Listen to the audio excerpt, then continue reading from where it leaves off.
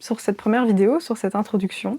Bienvenue sur cette chaîne, je m'appelle Célia, je suis belge, j'ai 24 ans et voici la première vidéo qui entame mon aventure du PVT. Voilà, vous devez sûrement vous demander si vous avez déjà suivi quelques vidéos sur ma chaîne, pourquoi est-ce que c'est la première fois que je suis en face cam, pourquoi est-ce que maintenant je parle en français? Eh bien tout simplement parce que juste avant j'avais décidé de faire quelques vidéos sur le contenu K-pop, etc. Faut savoir d'ailleurs que cette chaîne existe depuis déjà quelques années, mais il y a pas mal de vidéos que vous ne pouvez juste plus voir parce que je les ai mis en privé, parce que je n'ai plus envie de les sortir, puis c'était un contenu que je n'ai plus spécialement envie de faire. Mais enfin voilà, cette chaîne existe depuis quand même quelques années et elle a changé très très souvent. Et c'est vrai que de nos jours, j'ai envie de dédier un peu cette chaîne à mes hobbies actuels, donc c'est-à-dire la K-pop, la Corée, etc. Et puis surtout à mon envie de faire un PVT en Corée du Sud, voilà. Et donc c'est pour ça que je fais cette vidéo, pour un peu me présenter, vous expliquer pourquoi est-ce que j'ai envie de faire un PVT, d'où cette idée m'est venue, pourquoi la Corée du Sud, et surtout un peu vous expliquer qu'est-ce qui va se passer pour le futur de cette chaîne. Donc voilà, je suppose qu'on va commencer par pourquoi est-ce que j'ai envie de faire un PVT. Tout d'abord, il faut savoir que c'est vrai que j'ai toujours dit, depuis que j'ai 16 ans, que je voulais partir à l'étranger. C'est quelque chose que j'ai toujours dit que je voulais faire. Sauf que c'est vrai qu'arrivé à 18 ans, à la fin de mes secondaires, lorsque j'avais peut-être la possibilité de faire une deuxième réto à l'étranger ou quelque chose comme ça, je ne l'ai pas fait. Tout simplement parce que j'étais trop jeune. Je me sentais pas prête à le faire, à être loin de ma famille, à être loin de mes proches, partir comme ça toute seule, j'étais juste pas prête du tout. Du coup, à la place, je suis partie pendant un mois à Brighton, en Angleterre, avec EF, pour un peu pratiquer mon anglais et puis un petit peu voyager là-bas aussi et un peu voir ce que c'est de partir pendant une certaine période de temps seule à l'étranger, tout en étant quand même dans un programme, donc avec un certain encadrement. J'étais pas toute seule, quoi. Voilà, si j'avais des soucis, je pouvais toujours poser des questions. Il y avait des gens qui étaient là pour m'aider. Donc ça m'a aidé vraiment pas mal à voir ce que c'est tout en n'étant pas seule, parce que c'est quelque chose qui m'a toujours fait très très très peur. Donc voilà, c'est ce que j'ai fait au final à mes 18 ans, puis après en revenant, j'ai direct commencé mes études supérieures, donc j'ai fait un bachelier en audiovisuel, voilà, je suis diplômée en audiovisuel, en cinéma, plus précisément en option montage, donc voilà, c'est mon métier, je fais du montage vidéo, voilà. Après mon bachelier, j'ai directement commencé à travailler dans la boîte où j'avais fait mon stage. Mon aventure avec eux s'est arrêtée très récemment et du coup, ça faisait déjà quelques temps que cette idée de PVT revenait un peu dans mon esprit. Parce que déjà, j'avais découvert ce qu'était un PVT parce qu'avant, à 16 ans, je pensais que la seule possibilité, c'était peut-être de faire une deuxième réto à l'étranger, alors que non. Pendant mes études, j'ai découvert ce qu'était un PVT. Faut savoir aussi que je n'ai pas pu partir à l'étranger pendant mes études parce que c'était magnifique Covid à l'époque, donc les échanges à l'étranger n'étaient juste plus possibles du tout. Donc c'est aussi quelque chose que j'ai pas pu faire à ce moment-là.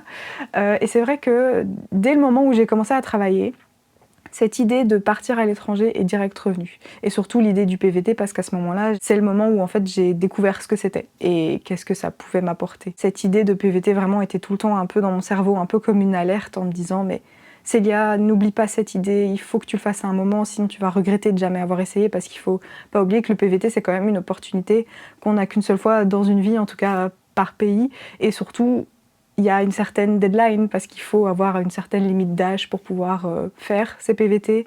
Donc il fallait vraiment pas que j'oublie l'idée et j'avais vraiment cette alerte tout le temps qui me disait Célia, il faut que tu le fasses à un moment.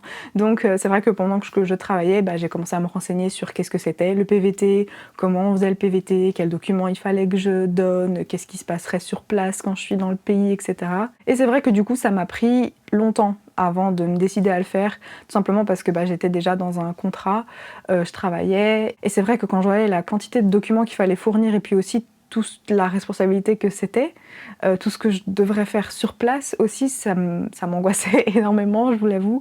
C'était vraiment quelque chose qui me faisait peur et c'est pour ça que je l'ai un petit peu autant repoussé jusqu'à maintenant. Parce que la vie fait que maintenant, je ne travaille plus là où je travaillais avant et donc c'est vraiment le moment en fait pour moi de partir. Et c'est ce que je me suis dit parce que maintenant j'ai les économies, maintenant je suis vraiment renseignée sur le sujet, c'est maintenant ou jamais en fait. Voilà, j'ai la liberté de pouvoir partir, pourquoi pas me lancer là-dedans. Donc voilà, pourquoi j'ai décidé de faire un PVT. Maintenant, vous devez sûrement vous demander pourquoi la Corée du Sud, même si, à mon avis, pour les personnes qui suivent un petit peu cette chaîne déjà d'avant, ça ne doit pas vraiment être une surprise. Tout d'abord, j'ai été introduite à la K-pop en 2015 par une amie, et bon, c'est vrai qu'à l'époque, je ne suivais pas beaucoup parce que j'étais déjà familière avec d'autres styles de musique, donc me lancer dans un autre style, je l'ai pas vraiment fait à l'époque, voilà, même si je suivais un peu ce qui sortait de loin, je savais ce que BTS sortait ou des bails comme ça, donc voilà. En tout cas, j'ai été introduite à la K-pop en 2015, et en 2020, je me suis mise à regarder des K-dramas. Et là, ça a été le déclic. Ça a changé ma perception de tout, de toute la culture coréenne et surtout de la musique aussi, parce que c'est à ce moment-là du coup que je me suis mise à vraiment beaucoup plus écouter la K-pop. Vraiment, le moment où j'ai commencé à regarder les K-dramas, ça a vraiment changé quelque chose en moi. J'avais vraiment besoin de trouver dans le cinéma quelque chose qui me raccrochait un petit peu à ce qu'était le cinéma, parce que je vous ai dit, j'ai fait des études dans l'audiovisuel, et à cette époque-là, j'étais encore dans mes études. Je crois que c'était ma dernière année, ou peut-être l'avant-dernière, je sais plus. Et c'est vrai que voilà, le cinéma, c'est quelque chose de très carré quand même. On t'explique un peu quels sont les bons films et les mauvais films. Tes goûts sont pas toujours très acceptés, ou bien il faut souvent que tu aimes un certain type de film. Enfin voilà, le cinéma, c'est quand même un milieu assez fermé, d'une certaine façon, pour certaines personnes. Enfin voilà, tout le monde n'est pas comme ça, mais c'est vrai qu'à l'école, on ressentait quand même pas mal ce carré, quoi. Il fallait être dans une case, malheureusement. Et en fait, grâce au K-drama, ça a réussi à me libérer. Je suis vraiment tombée sous le charme de ces K-dramas, de la façon dont ils jouaient, dont les acteurs jouaient, ce côté assez dramatique. Et puis surtout, à ce moment-là, j'ai vraiment découvert une langue que j'ai apprise à vraiment apprécier énormément. J'aimais vraiment beaucoup comment ça sonnait, et aussi l'intonation sur laquelle ils arrivaient à s'exprimer, et à quel point ça changeait le sens de certaines phrases. Enfin, je sais pas si vous voyez ce que je veux dire, mais je sais pas, quand j'ai découvert vraiment les K-dramas, ça a changé quelque chose en moi, et puis aussi la façon dont je voyais un peu l'audiovisuel et le cinéma, et je suis vraiment tombée sous le charme de ces K-dramas, et depuis j'en regarde très très souvent, donc voilà, je n'ai pas arrêté depuis, et grâce à ça, je me suis remise à la K-pop. Et puis comme je vous ai dit, à ce moment-là, quand j'ai découvert les K-dramas, je suis vraiment tombée amoureuse aussi de la langue. J'aimais vraiment beaucoup cette langue, et donc j'ai voulu l'apprendre. Voilà, j'ai commencé en 2021, je pense. J'ai commencé des cours de coréen, voilà, à l'Institut Sejong à Bruxelles, pour les Belges, si jamais vous connaissez. Voilà, je pense qu'ils ont des instituts dans pas mal de pays, donc voilà. Mais en tout cas, moi, j'ai fait mes cours à l'Institut Sejong à Bruxelles. Et là, maintenant, je suis en niveau 2A. J'ai d'ailleurs mon examen la semaine prochaine. Voilà, priez pour moi s'il vous plaît, merci. Puis du coup, en découvrant la culture, en découvrant la langue, et puis en me remettant à la K-pop et tout ça, ça a fait que ça coulait de source pour moi de partir en Corée du Sud. Parce que c'est vrai qu'avant, je me voyais plus partir dans un pays anglophone, parce que c'était ma deuxième langue, disons, c'était la langue avec laquelle j'étais la plus familière, hors du français bien sûr. Sauf que c'est vrai que je ne trouvais pas vraiment dans les destinations proposées un attrait spécifique. Moi, j'aimais beaucoup l'Angleterre à l'époque, mais j'y ai déjà tellement voyagé qu'en fait, je sais pas, je m'y voyais pas spécialement y vivre pour une longue période de temps. Voilà, je trouvais plus vraiment dans les pays anglophones cet attrait que j'avais il y a quelques années, et donc c'est pour ça qu'en fait j'ai choisi la Corée du Sud, parce que avec tout ce que je vous ai dit, tout ce que j'ai découvert de la culture et tous les attraits que j'avais par rapport à ce pays, sa culture, sa musique, etc., ça coulait de source en fait de partir en Corée du Sud pour moi. Puis j'ai aussi eu la chance en octobre 2024 de partir en Corée du Sud pour un voyage. Je suis partie presque 4 semaines et ça m'a juste confirmé mon envie d'y rester pendant quelques temps. Donc c'est pour ça que j'ai décidé de partir en Corée du Sud. Du coup, maintenant, parlons un petit peu plus de cette chaîne. Qu'est-ce qui va advenir de cette chaîne? Quelles vidéos je vais poster, etc.